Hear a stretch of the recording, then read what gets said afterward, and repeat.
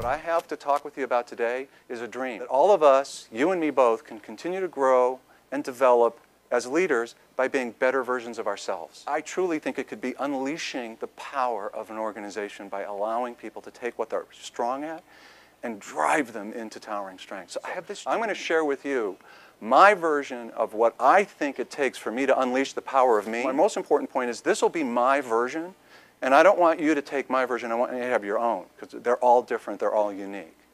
My three itties: authenticity, flexibility, and humility. Those are the three things that I want to share with you that are my versions of what it means to unleash my own personal power.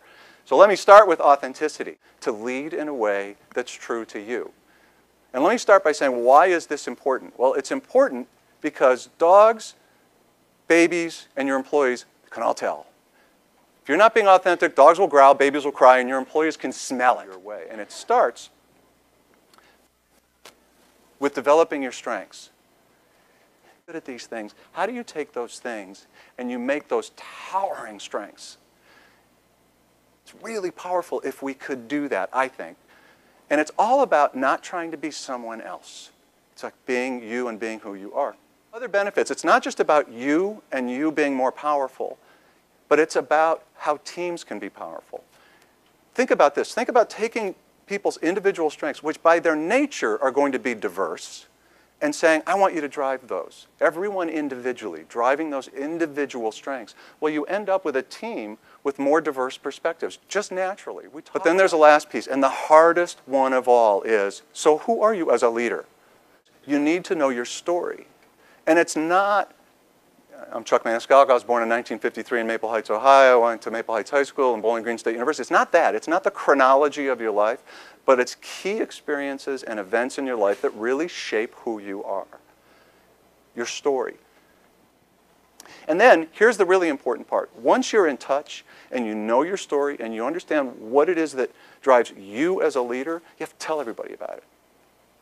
And part of it is maybe being a little bit vulnerable, but you have to tell everybody about it.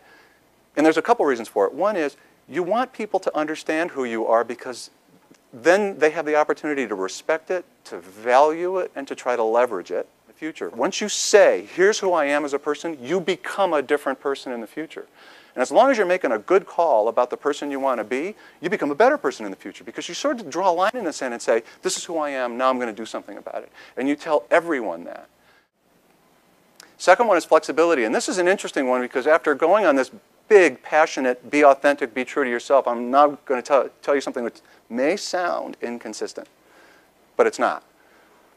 You can be true to yourself, but you need to be flexible to the situation. And it's about knowing when your organization, your country, the world, in some cases, is actually ready for something.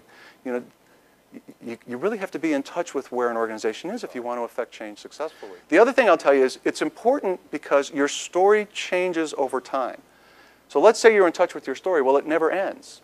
Well, eventually it ends, but it doesn't end for a long time, right? And it changes over time. And so you as a leader will be a different person tomorrow than you are today because you'll continue to have defining experiences in your life. And then the last one is the one that's most near and dear to my heart, which is humility. And I'm going to start by making an assertion that you probably won't believe, but it's the honest truth, which is I stand here in front of all of you today, and I think you're all smarter than I am. I truly do. I don't think I'm all that smart. I don't think I'm all that. Here's the wonderful things that happen if you can truly start genuinely, authentically from a humble place. Let me start with the first, which is you are other-focused. And what happens when you're focused on others rather than on yourself? The first thing you do is one of the most powerful, inspirational things anybody can do in any leadership position, which is you actively listen. And active listeners are inspiring just by listening. They don't do anything. They're listening and considering. And then the other thing, which is, you know, if I went off on a tangent with you today, I would go off on empathy.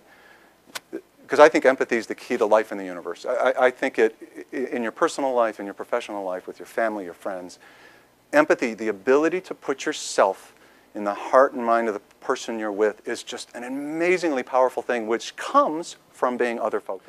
All right, we're not done. There's another aspect of humility, which I think is powerful, and it's all about embracing the moment.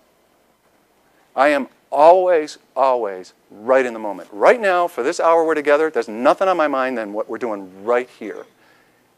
And I think that can be very powerful stuff. The last big sort of area that comes out of this is about entitlement, which means none.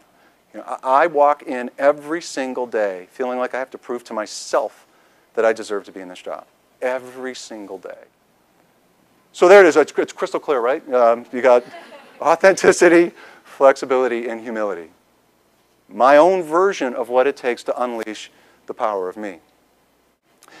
So with that, that's me. And here's the only question I ask of all of you, which is, that's my version, but it's not yours. So I don't want to impose this on you. As I said, if there's anything in there that works for you, God bless you, take it. But it's not you. And I really encourage you to take this article we're going to send out to you and read it and reflect on it and talk to people who are friends and mentors about that and discover the authentic leader in you, and then take those things you're strong at and drive them to be towering strengths. Help me deliver on my dream of having people lead and grow and succeed by being better versions of themselves. It's just a little tiny dream.